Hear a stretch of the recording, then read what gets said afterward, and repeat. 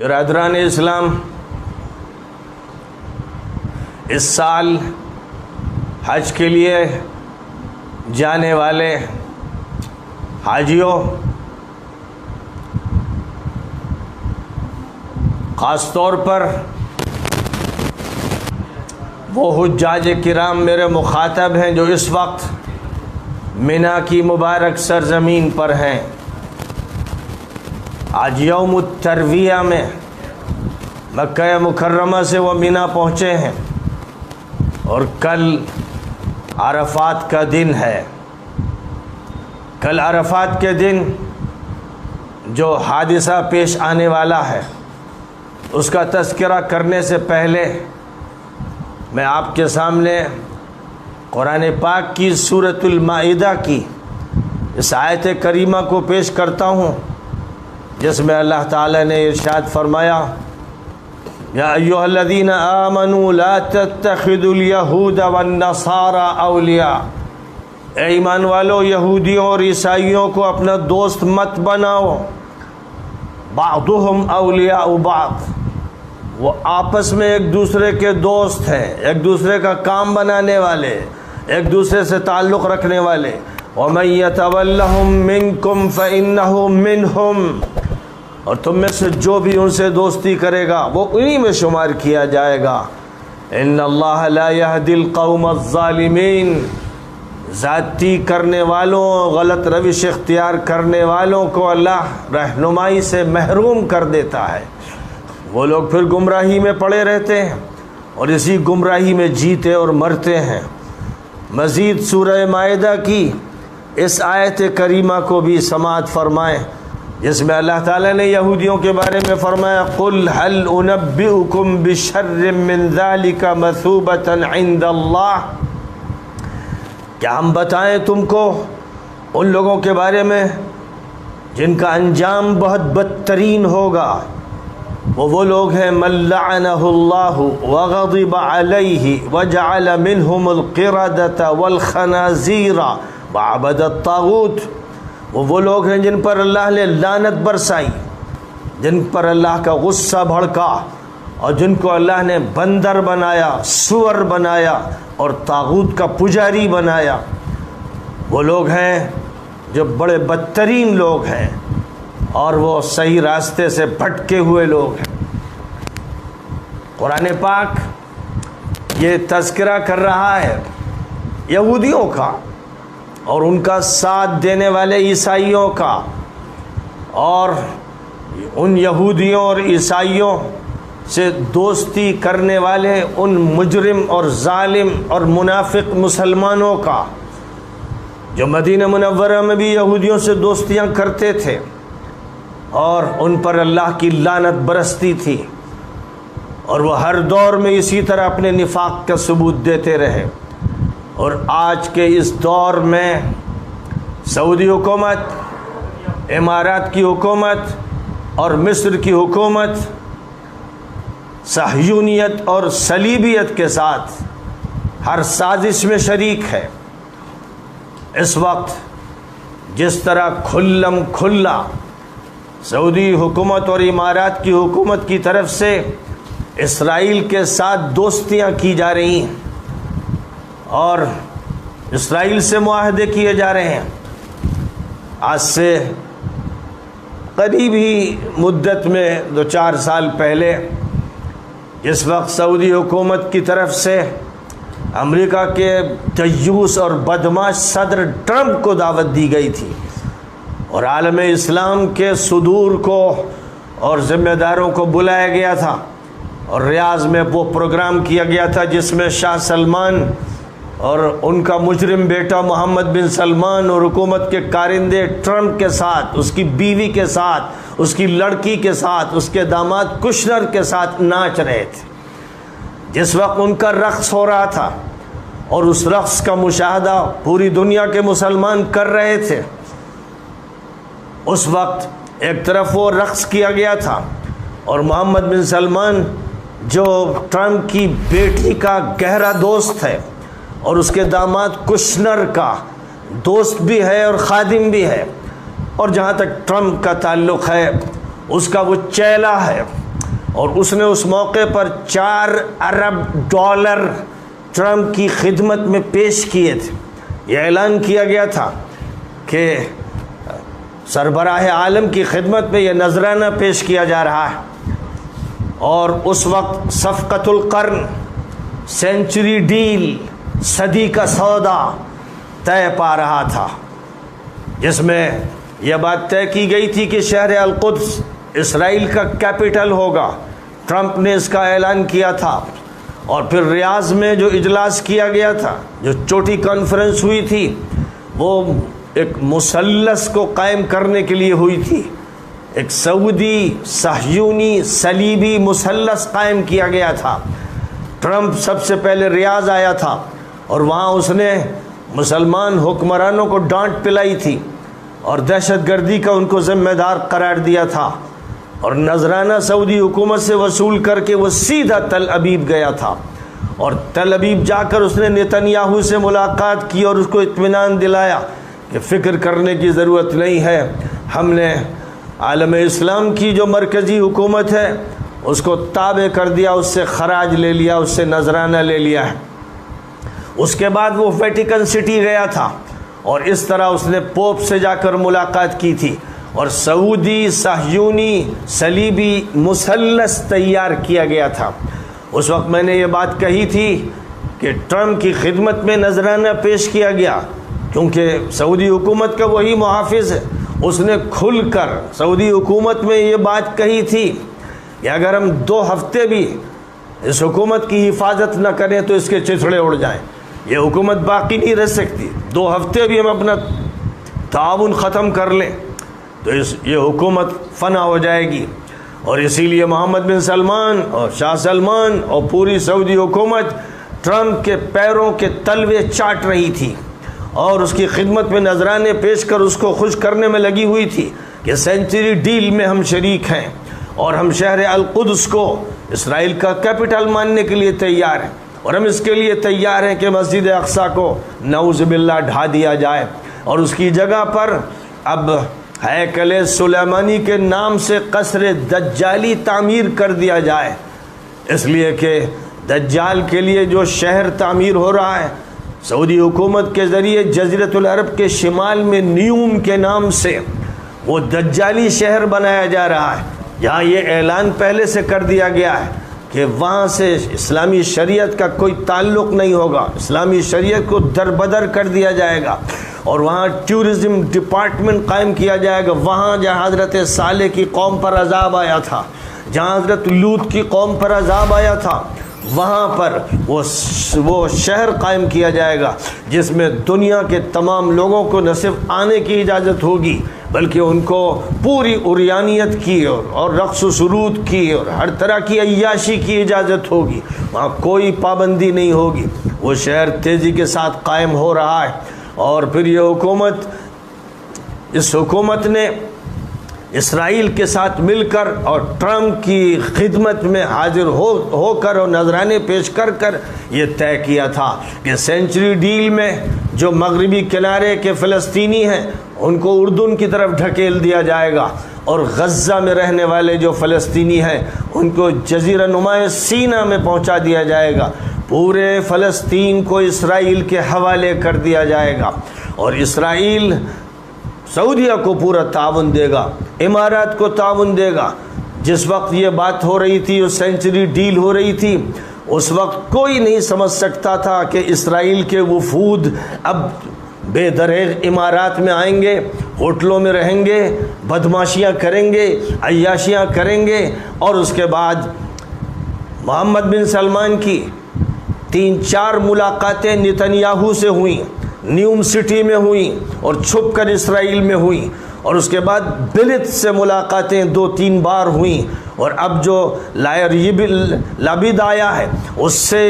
جو معاملہ طے ہو رہا ہے وہ اب بہت آگے بڑھ کر طے ہو رہا ہے۔ اب یہ بات طے ہو رہی ہے کہ ایک عربک نیٹو بنایا جائے گا امریکہ کی قیادت میں اور اسرائیل کی سربراہی میں، اور اس کی امداد کے ساتھ سعودی عرب، امارات اور مصر یہ سب مل کر ایک محاذ بنائیں گے، اور یہ محاذ اس لیے بنایا جا رہا ہے کہ ایران سے یہ لڑیں گے یا ایران سے اپنا دفاع کریں گے.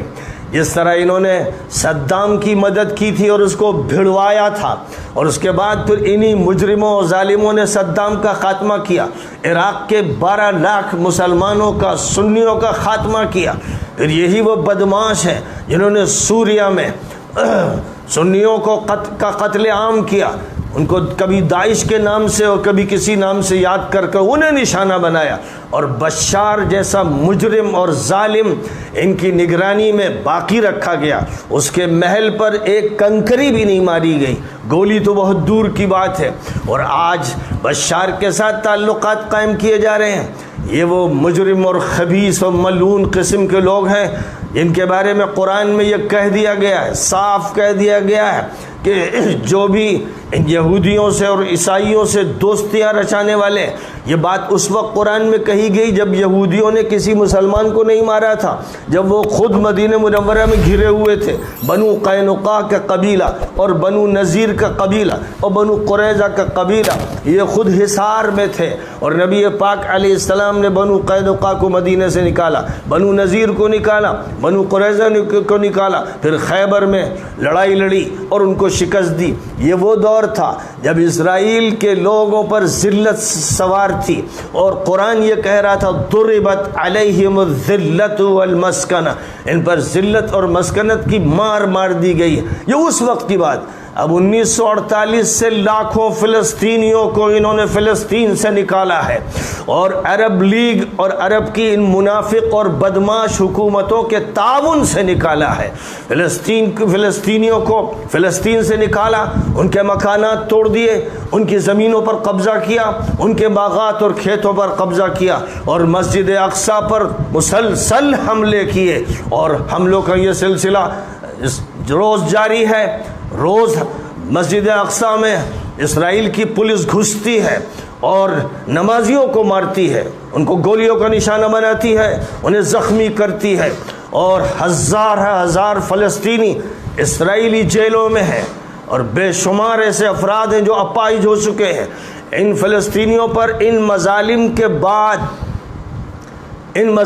کے بعد اور مسجد اقصیٰ کو ڈھانے کی پلاننگ کے بعد اور پورے فلسطین کو فلسطینیوں سے خالی کرنے کے فیصلے کے بعد، اور جو سینچری ڈیل اور صفقۃ القرن اور صدی کا سودا ہوا ہے اس سے اتفاق کے بعد، اب اس وقت محمد بن سلمان جو معاملات اسرائیل کے ساتھ کر رہے ہیں وہ معاملات اپنی انتہا کو پہنچ چکے ہیں. بار بار بتایا جا رہا ہے، یاد دلایا جا رہا ہے، دکھایا جا رہا ہے، فوٹو پیش کیے جا رہے ہیں. ساری تفصیلات مسلسل 2013 سے میں تسلسل سے پیش کر رہا ہوں، اور مطالبہ کر رہا ہوں امت سے کہ ہوش میں آ جائے، سمجھے کہ دشمن کون ہے اور دوست کون ہے، اور کون ہے جو حرمین شریفین کو داؤ پہ لگا رہے ہیں. میں نے آپ سے بار بار کہا، اور اللہ غریق رحمت کرے مولانا ولی رحمانی کو، جنہوں نے کئی مرتبہ یہ بیان دیا، انتقال سے پہلے قریبی مدت میں انہوں نے بیانات دیے کہ حج کی سیکورٹی اسرائیلی کمپنی کے حوالے ہے اور مصدقہ ذرائع سے. یہ بات مولانا ولی رحمانی نے کہی. میں نے پرسنل لا بورڈ کے لوگوں سے کہا کہ اب تو شرم کرو.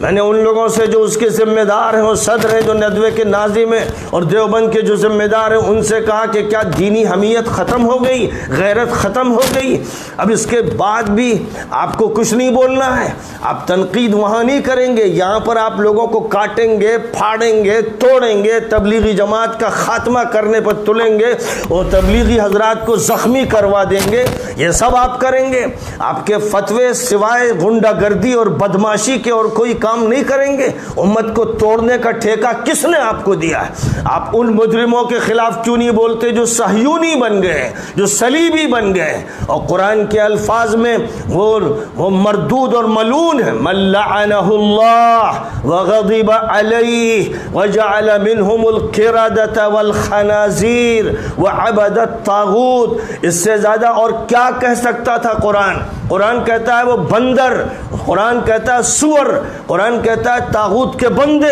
قرآن کہتا ہے ملعون. قرآن کہتا ہے جن پر اللہ کا غضب بھڑکا، قرآن یہ الفاظ ان کے لیے بولتا ہے اور ساتھ ہی ساتھ کہتا ہے وَمَن يَتَوَلَّهُم مِّنكُمْ فَإِنَّهُ مِنْهُمْ، تم میں سے بھی جو ان سے دوستی رچائے گا۔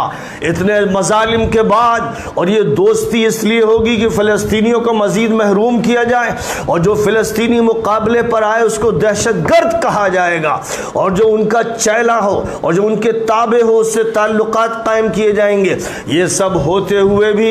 اگر خاموشی اختیار کی جائے گی اور امت کو دھوکے میں رکھا جائے گا، میں نے پہلے بھی کہا تھا اور آج پھر اس موقع پر کہتا ہوں، ابھی تو بات اصل موضوع کی باقی ہے کہ مولانا ارشد مدنی اور مولانا رابع حسنی اگر سعودی حکومت سے اپنی برات کا اعلان نہیں کرتے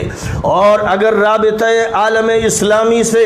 اپنی علیحدگی کا مظاہرہ نہیں کرتے تو پھر یاد رکھیے کہ آج نہیں تو کل جو ان کے ارد گرد افراد ہیں وہ ان کے باغی بنیں گے، اور جب طلبہ بھڑکیں گے اور ان کے خلاف عوام کے اندر ایک غصہ پیدا ہوگا تو یہ مت کہیے گا کہ پہلے سے کیوں نہ بتایا۔ میں مسلسل خطرے سے آگاہ کر رہا ہوں، میں بتا رہا ہوں کہ اس وقت آل سعود اور آل نہیان یہ دونوں اسرائیل کے ساتھ مل کر اس امت کے خاتمے پر تلے ہوئے ہیں، اور اس امت کے خاتمے کے ساتھ حرمین شریفین کو انہوں نے یہودیوں کے حوالے کر دیا ہے۔ یہ پوری تاریخ میں کبھی نہیں ہوا تھا۔ آج حرمین شریفین ہمارے نہیں ہیں، اور جس وقت بات کی گئی تھی ہندوستان کے ایک وفد نے شاہ عبدالعزیز سے ملاقات کر کے یہ مطالبہ کیا تھا کہ حرمین شریفین سعودی حکومت کے ماتحت نہیں ہوں گے بلکہ عالمی اسلامی تنظیم کو ذمہ داری ان کی سونپی جائے گی، جس میں نمائندگی تمام مسلم ممالک کی ہو اور بڑے بڑے علماء اس کے ذمہ دار ہوں، ان کے حوالے کیا جائے گا۔ حضرت مولانا سید سلیمان ندوی رحمۃ اللہ علیہ بھی اس وفد میں تھے، اور مولانا کفایت اللہ رحمۃ اللہ علیہ بھی اس وفد میں تھے، اور شاہ عبدالعزیز نے باتیں بنا کر اس موضوع کو ٹال دیا تھا۔ آج میں پھر یہ کہہ رہا ہوں کہ حرمین شریفین کی آزادی مسجد اقصیٰ کی آزادی سے پہلے ہے،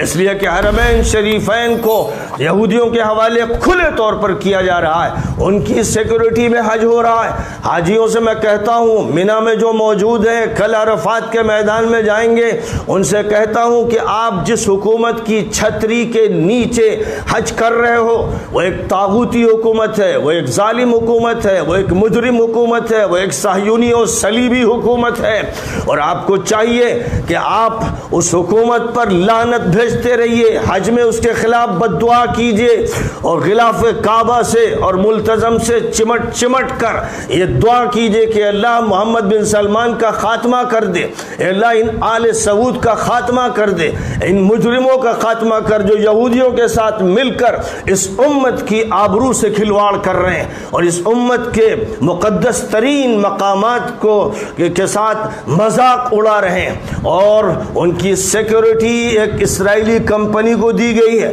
اس لیے کہ اس وقت محمد بن سلمان کو اپنی فوج پر اعتبار نہیں، اپنی پولیس پر اعتبار نہیں، وہ اسرائیلی کمپنی کے تحفظ میں رہتا ہے، نیوم میں رہے یا ریاض میں رہے، اسرائیلی کمپنی اس کا تحفظ کرتی ہے، اور چونکہ اس کی دہشت ایسی ہے جو کسی کو بھی مار سکتی ہے، کسی کو بھی جیل میں ڈال سکتی ہے، اس لیے سعودی خاندان کے عمرا بھی دہشت زدہ ہیں۔ کتنے عمرا ہیں جن کو اس نے جیل میں سڑایا اور کتنوں کی دولت کو کھینچا، اور کتنے علماء ہیں جو اس وقت جیلوں میں ہیں، جب چاہیے آپ نیٹ پر دیکھ لیجئے کتنے علماء ہیں جو جیلوں میں ہیں، کتنے طلبہ ہیں جو جیلوں میں ہیں، کتنے بے گناہ ہیں، 60,000 کے قریب وہ مسلمان جو بے گناہ ہیں ان کو اس مجرم نے جیلوں میں ڈال رکھا ہے۔ لہذا میں یہ کہتا ہوں کیا ہو گیا ہے ہمارے علماء کو، کیا ہو گیا، کہاں گئی غیرت، کہاں گئی حمیت، کیا چاہیے ان کو سعودیہ سے؟ وہ درہم و دینار اللہ کہیں اور سے دے دے گا،